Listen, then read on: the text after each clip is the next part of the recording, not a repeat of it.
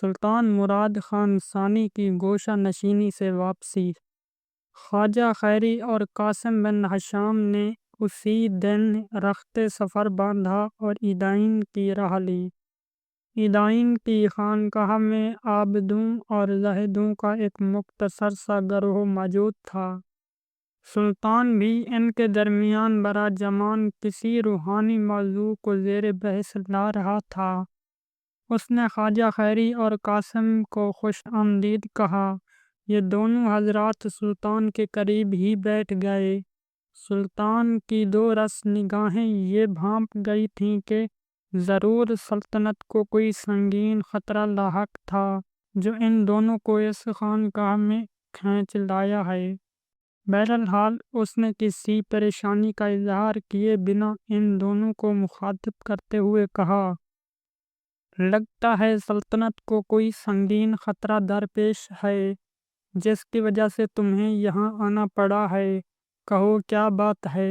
خواجہ خیری نے بات کا آغاز کرتے ہوئے کہا، سلطان عالی مقام، سلطنت عثمانیہ اس وقت شدید خطرے سے دوچار ہے۔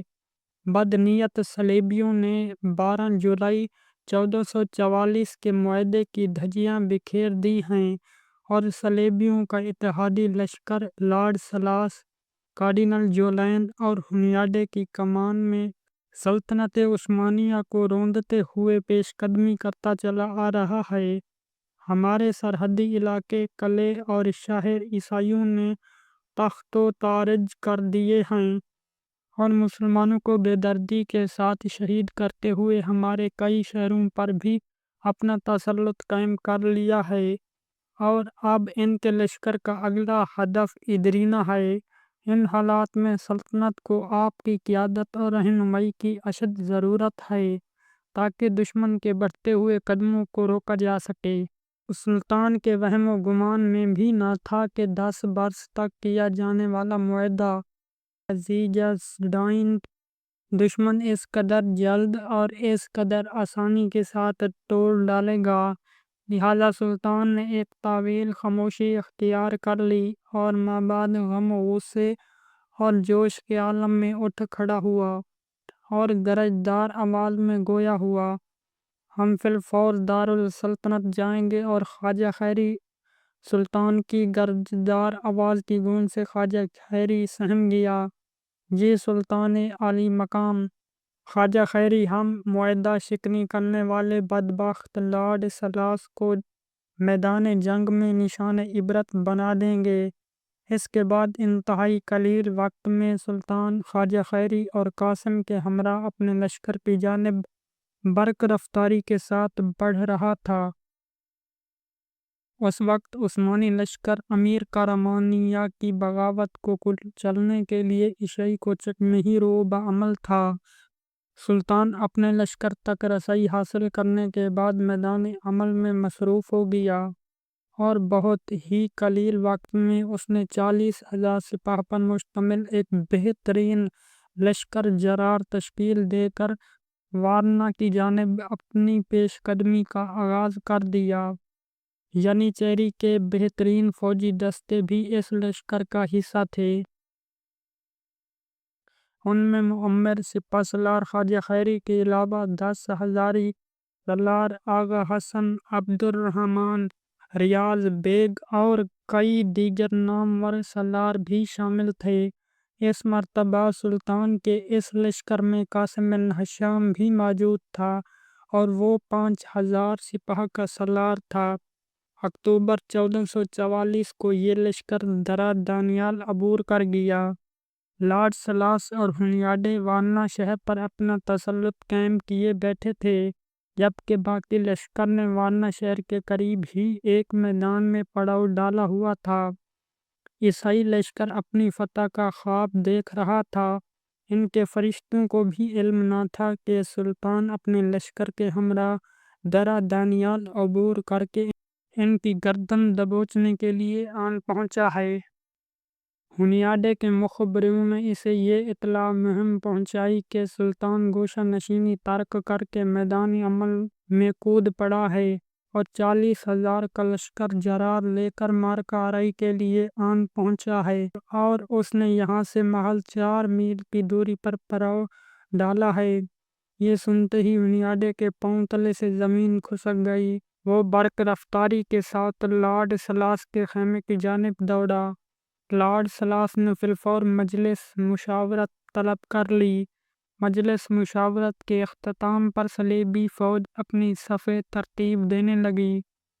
ہنیاڈے چونکہ ابتدائی کامیابیاں حاصل کر چکا تھا، اس لیے اس کے حوصلے بلند تھے اور اسے اپنی فتح کا کامل یقین تھا، لہٰذا اس نے مجلس مشاورت کے اس مشورے کو نظر انداز کر دیا جس کے تحت یہ تجویز پیش کی گئی تھی کہ لشکرگاہ کے گرد ناکہ بندی کر لی جائے اور سلطان کے حملے کا انتظار کیا جائے، بلکہ ہنیاڈے نے بذات خود سلطان سے مڈ بھیڑ کرنے کے لیے پورے لشکر کے ساتھ روانہ ہو گیا۔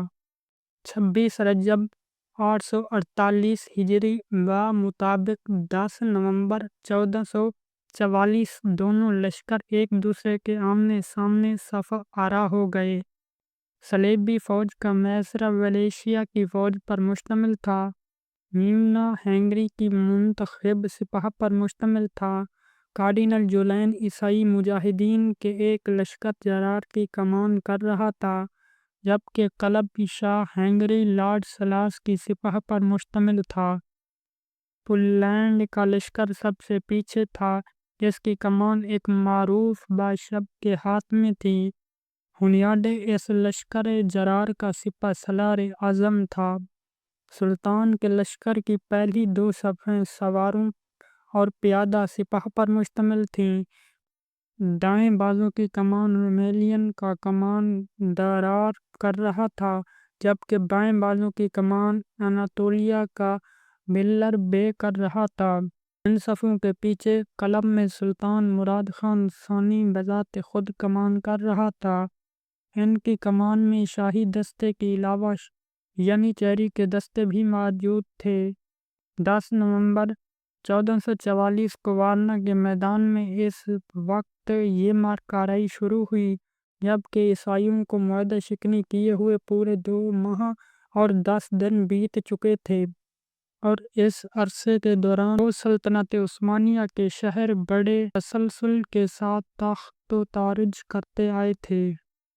معرکے کا آغاز ہوتے ہی ہنیاڈے نے دائیں جانب عثمانی لشکر کے ایشیائی دستوں پر ایسا جان لیوا حملہ کیا کہ ترکی لشکر کے چھکے چھوٹ گئے۔ صلیبیوں کا یہ حملہ بڑا زوردار تھا اور کامیاب رہا۔ ترکوں کی اولین 2 صفیں بری طرح متاثر ہو کر بکھر کر رہ گئی تھیں اور لشکر اس قدر ابتری اور انتشار کا شکار ہوا کہ سلطان کو اپنی شکست واضح نظر آنے لگی۔ سلطان زندگی میں پہلی مرتبہ اس قدر حواس باختہ ہوا تھا۔ ابھی سلطان کے حواس بحال بھی نہ ہوئے تھے کہ صلیبیوں کے محاصرہ نے جو ویلیشیا کے جانباز سپاہیوں پر مشتمل تھا، سلطانی لشکر کے بائیں بازو پر اس قدر بھرپور اور خوفناک حملہ کیا کہ سلطانی لشکر اپنا یہ بازو بھی قائم نہ رکھ سکا۔ اب سلطان کے رہے سہ اوسان بھی ختم ہونے لگے۔ سلطان یہ سوچنے پر مجبور ہو گیا کہ میدان جنگ سے پسپائی اختیار کرنے سے بہتر ہوگا کہ آگے بڑھ کر شاہ ہنگری لارڈ سلاس کے محافظ دستے کو چیرتے ہوئے لارڈ سلاس کو جہنم واصل کرے یا خود جام شہادت نوش کرے۔ سلطان ابھی اس سوچ میں تھا کہ اناطولیہ کے بیکر بے نے آگے بڑھ کر سلطان کے گھوڑے کی لگام تھامتے ہوئے عرض کی، سلطان عالی مقام مایوس ہونے کی کوئی ضرورت نہیں۔ سلطان نے یہ سن کر یکدم اپنے گھوڑے کو روکا اور ینیچیری کے فوجی دستوں کو مخاطب کرتے ہوئے قاسم بن ہشام میرے پاس آؤ۔ قاسم سلطان سے محض چند قدم دور اپنے دستے کے ہمراہ لارڈ سلاس کے محافظ دستے کے ساتھ بس سر بیکار تھا۔ سلطان کی آواز سنتے ہی اس نے اپنا ہاتھ روک لیا اور برق رفتاری کے ساتھ گھوڑا دوڑاتا ہوا سلطان کے قریب آن پہنچا۔ سلطان نے قاسم کو حکم دیا، قاسم بن ہشام یعنی چہری کے تمام سالاروں کو فی الفور میرا یہ پیغام پہنچا دو کہ حوصلہ ہارنے کی کوئی ضرورت نہیں، دشمن پر دیوانہ وار چھپٹو اور اس معاہدہ شکنی کی قرار واقعی سزا دو، آخری فتح انشاءاللہ ہماری ہوگی۔